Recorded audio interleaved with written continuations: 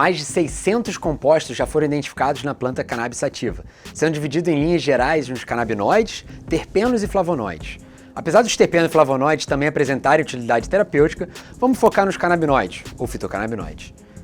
Dos mais de 110 canabinoides já descritos, os que mais possuem potencial terapêutico descrito e são encontrados em maior quantidade nos extratos da planta são o canabidiol, CBD, e o delta-9 tetrahidrocannabinol, THC.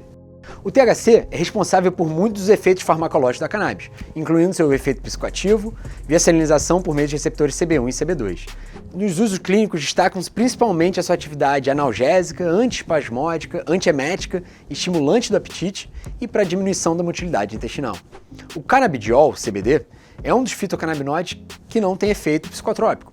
Ele atua por meio de diferentes mecanismos, com efeitos indiretos em receptores CB1 e CB2 e efeitos diretos em outros alvos como canais de potencial de receptor transitório, TRPs, o receptor ativado por proliferador de peroxissoma, dentre outros. As pesquisas indicam que o CBD tem inúmeros efeitos, como analgésico, anti-inflamatório, antipsicótico, ansiolítico e anticonvulsivante. Como já acabamos de ver, não há receptores CB1 no tronco cerebral, não podendo, portanto, a cannabis causar depressão respiratória, levando à morte. Uma das formas de avaliarmos a segurança do uso da cannabis medicinal é através da sua toxicidade, avaliando a proporção entre a dose letal e a dose efetiva. Ou seja, quanto maior a proporção, menos tóxica e mais segura é a substância. Como você consegue ver nesse gráfico, as drogas recreativas mais tóxicas, como o GHB, a heroína, tem uma dose letal inferior a 10 vezes sua dose efetiva típica. O maior agrupamento de substâncias tem uma dose letal que é de 10 a 20 vezes a dose efetiva. Isso inclui cocaína, MDMA e álcool.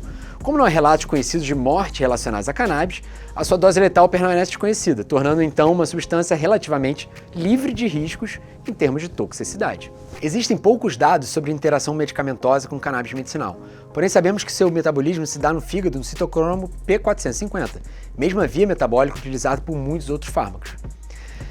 Não existem estudos específicos de interação medicamentosa com cannabis, e sim observações secundárias de outros estudos com outras finalidades. As interações podem tanto aumentar ou diminuir a quantidade de medicamento circulante, sendo importante para o manejo clínico desses pacientes e às vezes necessário ajuste de doses tanto do outro fármaco quanto da cannabis medicinal. Os indutores do CYP, como a rifampicina, diminuem em relação concentração máxima e área sob a curva do THC e CBD, enquanto os indutores do CYP, como o cetoconazol, aumentam essa relação. Uma droga importante na interação com o CBD é o clobazam, um anticonvulsivante que é largamente utilizado em crianças com epilepsia refratária. Seu metabolismo é inibido pelo CBD, aumentando as concentrações de clobazam. Dessa forma, esses pacientes devem monitorar muito bem os sinais clínicos do aumento da concentração sérica do anticonvulsivante quando usamos o CBD. A criança, por exemplo, pode ficar um pouco mais sonolenta e apática. Portanto, a grande maioria das interações medicamentosas estão associadas com o uso concomitante de depressores do sistema nervoso central, como o álcool e benzodiazepínico. De todos os medicamentos, a pimosida, um antipsicótico nem tão mais utilizado, apresenta de fato uma contraindicação absoluta ao uso concomitante com cannabis medicinal, pelo seu risco aumentado de alargamento do QT. Por competir diretamente pela mesma via de metabolização desses medicamentos, o THC pode diminuir as concentrações séricas de clozapina, haloperidol, duloxetina, naproxeno, ciclobenzaprina, olanzapina, ciclosporina e teofilina. Já o CBD pode aumentar as concentrações séricas dos inibidores seletivos de recaptação de serotonina, haloperidol, antipsicóticos, benzodiazepínicos, antidepressivos tricíclicos, bloqueadores de canal de cálcio, atorvastatina, simvastatina, beta-bloqueadores, antihistamínicos, antirretrovirais, opioides, clobazam, macrolídeos, sildenafila, ciclosporina e varfarina. As contraindicações descritas na literatura são todas mais relacionadas ao THC e podem ser dose dependentes. Existem grupos de pessoas nos quais a gente deveria ter um pouco mais de precaução no uso da cannabis medicinal. Em linhas gerais, as contraindicações podem ser divididas entre contraindicações ao uso de cannabis medicinal como um todo e ao uso de THC. Das contraindicações ao uso de cannabis, como não existem dados de segurança que suportem o seu uso na gestação e na lactação, a gente pode considerá-las como contraindicações absolutas. E além disso, como dito, nas interações medicamentosas, seu uso está contraindicado se o paciente já fizer uso de pimosida, um antipsicótico. Como contraindicações relativas, temos as hepatopatias, devendo os pacientes ter a função hepática acompanhada pelo seu médico caso decida seu uso. Em relação ao THC, temos as doenças cardíacas, respiratórias e psiquiátricas instáveis ou de difícil controle, e o histórico de transtorno do uso de substâncias como as contraindicações absolutas. Pacientes com menos de 25 anos, principalmente os menores de 18, têm contraindicação relativa, pois sabemos que o THC pode reduzir o desenvolvimento cognitivo até a idade e contribuir para a esquizofrenia em pacientes com histórico familiar.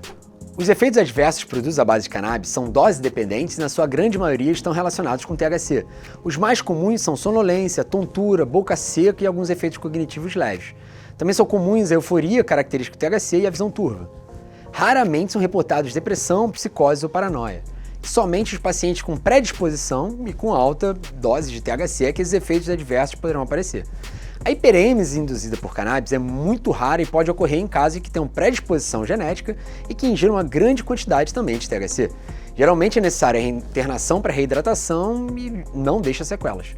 Os efeitos adversos do THC são muito diminuídos quando utilizamos o CBD associado. Outra forma efetiva de mitigar os efeitos adversos é iniciar com uma dosagem baixa e seguir a titulação de forma lenta e gradual. Veremos nessa próxima aula como fazer a escolha certa da dose, a classe farmacológica e como acompanhar esse paciente fazendo a titulação correta. Te vejo na próxima aula.